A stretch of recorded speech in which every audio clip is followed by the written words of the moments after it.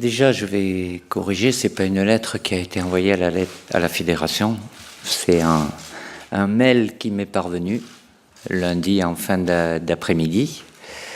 J'ai pris connaissance du contenu du mail, bien évidemment, que Adrien a signé, donc je l'ai appelé, je lui ai envoyé un SMS pour avoir confirmation que c'était bien lui. On ne sait jamais par les temps qui courent, que c'était bien lui qui avait envoyé ce courriel, pas ce courrier. Et donc il ne m'a pas répondu, mais j'ai eu la confirmation par mon responsable administratif que c'était bien lui qui l'avait envoyé. Donc j'ai bien sûr, dans la foulée, averti mon président du contenu. J'ai aussi par correction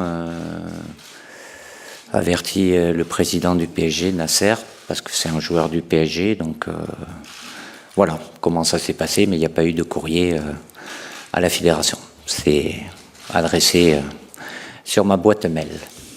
J'étais surpris, bien évidemment. Après, je peux comprendre la déception, l'immense déception.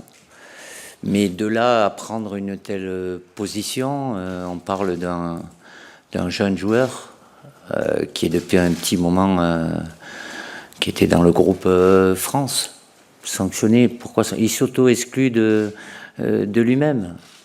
J'ose espérer qu'à travers certaines décisions comme celle-là, ça lui permettra de mûrir, de réfléchir, parce que je suis convaincu qu'il a fait une énorme erreur en prenant une telle position, parce que voilà, le très haut niveau, il n'y a pas de place pour les états d'âme, et que le très haut niveau, on se doit d'être professionnel en toutes circonstances.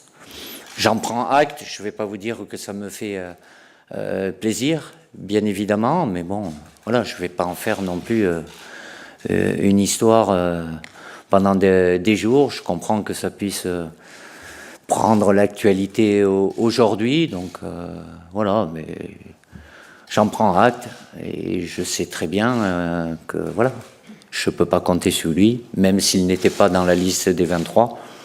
Il refuse son statut de réserviste, il refuse le fait de suivre un programme et il refuse le fait, s'il y avait un problème, d'être appelé comme suppléant. Bon, c'est sa décision. Il assume.